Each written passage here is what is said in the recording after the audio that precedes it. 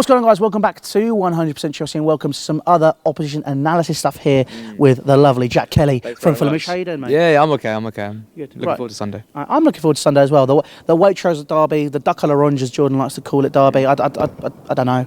Personally, it's just a very middle-class derby because you are in South West London, SW6. So, moving on from that, though, I think we had a slight conversation in the original opposition preview talking about Ryan Sessegnon and Callum Hudson Odoi, both English internationals, both have a lot of potential. The question remains, though, who can go on and have a better career?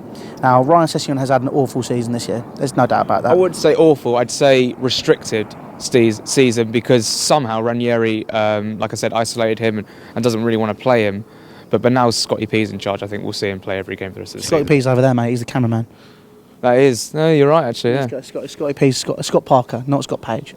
Scott Page couldn't fight his way out of a paper bag, let alone manage a football team. You reckon you could do a good job with Fulham, Scott? I mean, you did do a good one with Sunderland and a good one with Nottingham Forest, but FIFA doesn't count. So we'll move on. But look, it's kind of a case of, I personally feel, Ryan Sessegnon has had a poor season because of basically he was hyped. I think that's probably down to me being just looking at the hype and going, oh yeah, well he's been crap, just being very sensational and very quick to comment on it. And I don't think that's fair. So I want to get a Fulham perspective on Ryan Sessegnon. You said he'd been restricted, but 40 million from Spurs in the summer and in January, last January. I mean, come on, like he's not been as overwhelmingly good as people say he could have been. Yeah, but let's not forget this kid's only 18. Yeah. He's only 18. I mean, you see players like Rashford, Sancho, who really burst on the scene. We saw Sessegnon burst on the scene 2 seasons ago, and he came on before half-time against Cardiff, and then 5 minutes later scored.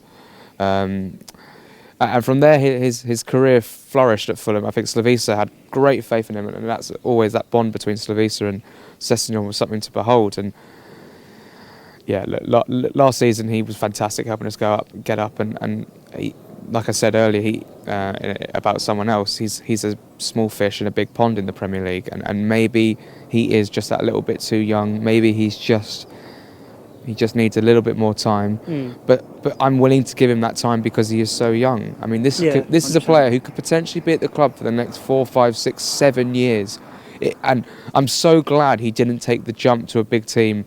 When he maybe could have, when United and Tottenham came knocking. This kid's a very good player. He's intelligent. He makes intelligent runs. He's a good finisher. Like, it's all well and good saying he hasn't had a good season because he hasn't scored. I think he scored 2 goals this season for Fulham against Wolves and against Cardiff. He's still a good player. He still makes a difference. He set up a good goal against West Ham for Ryan Babel. Don't write off Sessegnon. I'm not writing him off. No, I'm not saying you are. I'm just saying, like, everyone. Don't write him off because he's still there. He's still probably on Southgate's mind.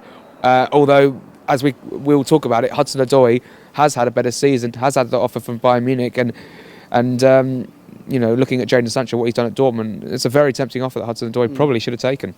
Do you think he should have done? Well, he should have gone. And you saw that picture of the way Hudson Odoi looked at Sarri. When he didn't come on against Manchester United in the Cup. No, but seriously, that was a game in which Chelsea were struggling to create chances, and someone like Hudson Odoi would have really, really helped out. I like him. I don't want to sound like I'm like ITK or anything, but last season I was here watching a youth game between Fulham and Chelsea in minus conditions.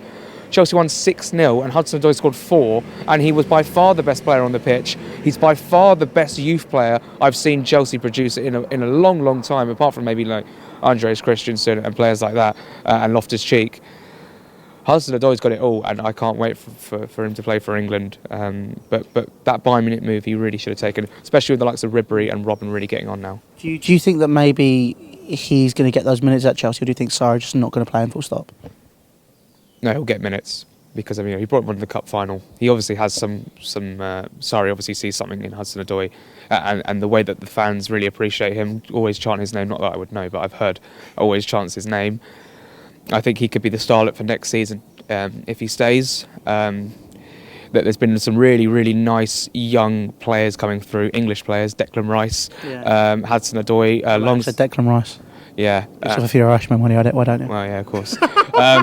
What was his name? Longstaff as well at Newcastle. So look, the future's bright, and I'm thinking about Hudson Odoi from an England perspective, not from a Chelsea, because I'm not a Chelsea fan. Yeah. But if I was a Chelsea fan, I'd be very excited by Hudson Odoi, just like we were, and we still are about Ryan Sessegnon. This kid's got it all, and I would like to see him in that Euro 2020 squad. Do you think you'll get there? Depends on whether Sarri plays him. I think if Southgate gives him a chance, I don't think he'll get in the squad coming up for these March internationals, but over the summer, in September, if we start to see Callum Hudson Odoi, the only issue is there's so much competition, especially in those wide areas for England. Sterling, Sancho, I was about to say Welbeck there, I don't know why, but so it'll be tricky, and obviously Sessegnon will be trying to knock on the door as well. It's nothing. This is not a bad thing. This is good to have good English options.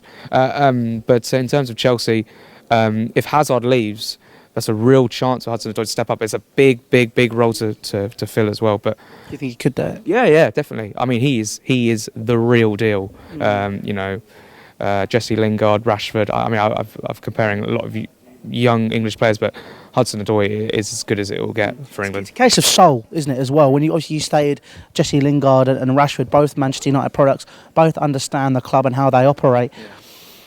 Look, I think with you, Ryan Sessegnon, obviously he came through the youth. Was it age 8 he joined you guys with his brother? With Stephen, who I still rate as well, and I think he should get minutes next season in the Championship, because I think that is probably his level. So yeah, what was your carry on? Do you think that soul plays a big part? Do you think, for example, if Ryan Sessegnon was to leave, obviously we've seen he struggled a bit this season, and we both agree on that. If he was to leave and go elsewhere to fill those boots, to have that big opportunity, do you think maybe the fact that Fulham did play a big part, it could almost be a hindrance as well as a help, if you know what I mean, in terms of that mental state? And I think obviously if you're a Fulham fan or a Chelsea fan, you see your own players come through. Ryan Sessegnon, you have an instant attachment because they understand the club. For us, Hudson Odoi, Loftus-Cheek, you want to see these guys play because again, they are the soul. They've been there since they're kids. They understand the club. They understand the mentality. That's a massive thing, isn't it? Yeah, no, that's the most important thing. These guys know the club inside out. They know what the fans expect. They know what the fans like about the club. They know what they expect from the club. And the fact that Ryan Sessegnon comes over after every game, pats the badge, it shows that he cares. He's always the first one to go over to the other player who scored to celebrate with them. He's just a great guy. He's quiet off the pitch. I don't know if you saw BT Sports What I Wore documentary of Ryan Sessegnon. He's a quiet guy. He's not very expansive in his answers when it comes to the media, but on the pitch you see the desire, you see the passion. That's all you ask for, and I've never seen a player like it, and it fills my heart with joy. The only way I could accept Ryan Sessegnon leaving this season or next couple is if he goes abroad, because then we don't have to linger about and see him in the Premier League and play for another club, because that would really hurt. If he went to Dortmund or someone like that, Hoffenheim, like Reece Nelson's done, like Jadon Sancho's done, that would be, I'd accept it. I'd still be upset, but I'd accept it. Yeah, I agree, and I don't think I'd accept the Hudson Odoi as much, because we're stupid when it comes to youth players, and we just replace them. And obviously they want the youth players. We brought them in the young to develop, and like De Bruyne, Lukaku, Salah. You don't want to make that same mistake again. No, exactly. And I look, fool me once, shame on you. Fool me twice, shame on me. 3 times. I mean, there's not even a saying for that, because it's that stupid. But I think it's a case of, look, I completely agree where you're coming from. But now listen, ladies and gents, those are our thoughts on Ryan Sessegnon and Hudson Odoi, England youth products. The future of England, leave your thoughts down in the comments section below. Obviously, I want to thank Jack very much for coming on. No worries. Listen, if you want to see my thoughts on my thoughts ahead of the game, at the weekend, the 2:05 kickoff on Sunday, make sure you head across to Fulhamish. There'll be a link down in the description. If you want to see what Jack thinks, click here to see a bit more about Chelsea and Fulham taking each other on in the South West London derby. Other than that, guys, take care, and we'll see you later.